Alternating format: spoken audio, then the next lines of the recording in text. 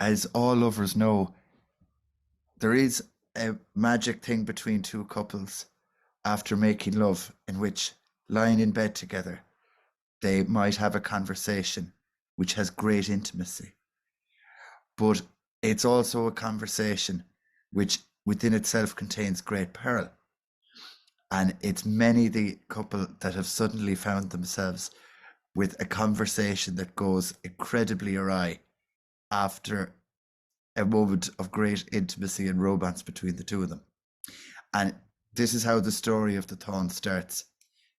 King Ailill and Queen Maeve of Connacht are lying in the royal bed in Cruachan or Rathcrohan in modern day Roscommon in the west of Ireland. This is the high seat of Connacht, one of the four provinces of Ireland. And from here, the husband and wife rule vast lands, a huge amount of people, soldiers, farmers, people dependent on them, vast wealth of cattle, vast wealth of gold and jewels. And this night, they're lying in bed together in the royal chamber with the finest sheets, a beautifully laid out bedchamber.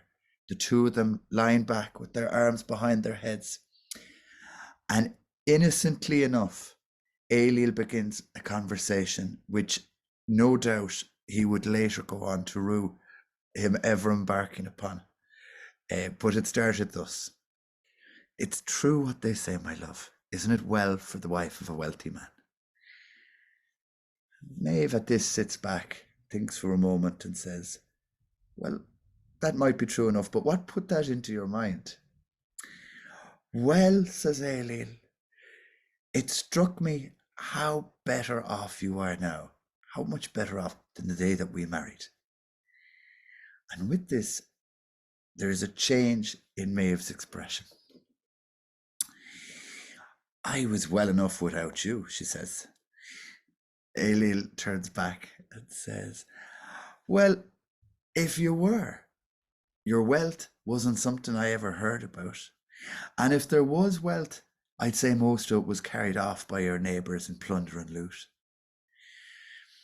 Not at all, says Maeve. I was the daughter of the High King of Ireland. You'd be good to remember that. And not only that, but I was given an entire province of Ireland to rule by the High King. I had suitors come to me from all corners of Ireland. All the sons of the kings of Leinster came.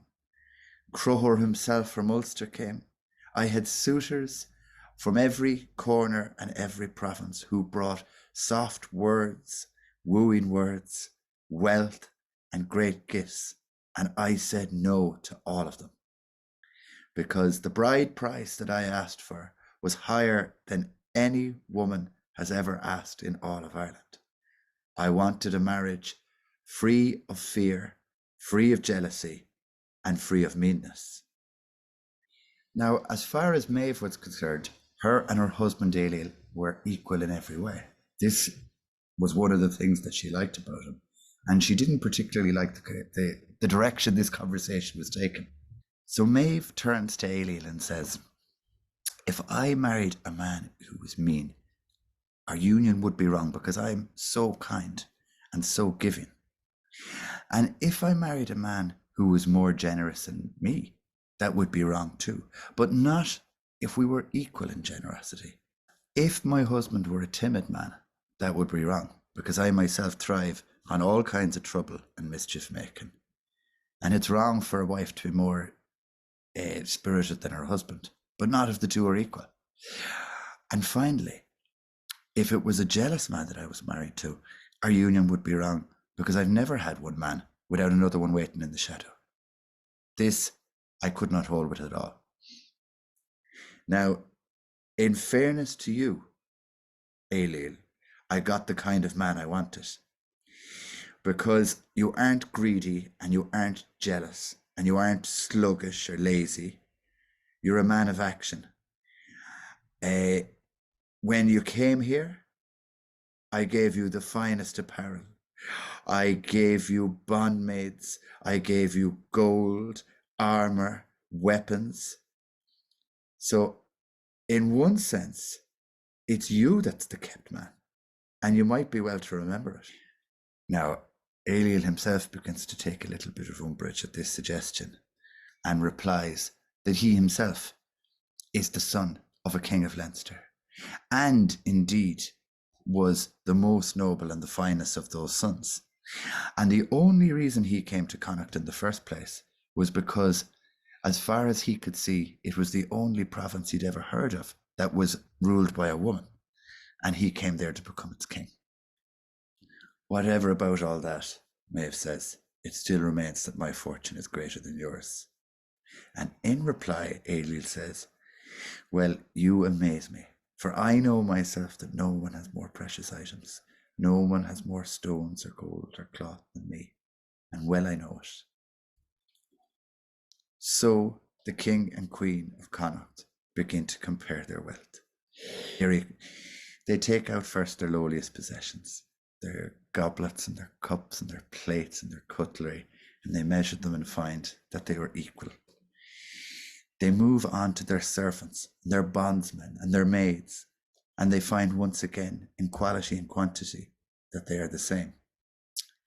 They take their precious items, their gold, their jewels, their treasures, and find that they have the same amount. And finally, they decide to move on to their animals. And getting in their herds of sheep from the mountain, they get them all about below them in the plain. Looking down, they can see that they're equal number, even down to the ram that each of them has, which is the same measure and quality. The same thing happens with their pigs. But when they get to the cattle, something different, one point of difference occurs to them. For here, Ailill has superiority over Maeve. For her finest bull, Finbannock the White-Horned, moved from her herd to his. And on this point, finally, Ailill is proven to be the wealthier. Now, for a woman like Maeve, this is something that she cannot abide. And she sets out to try and rectify the situation. And so, in her pursuit of the Brown Bull of Cuailgne, which will give her equality with her husband, the Táin begins.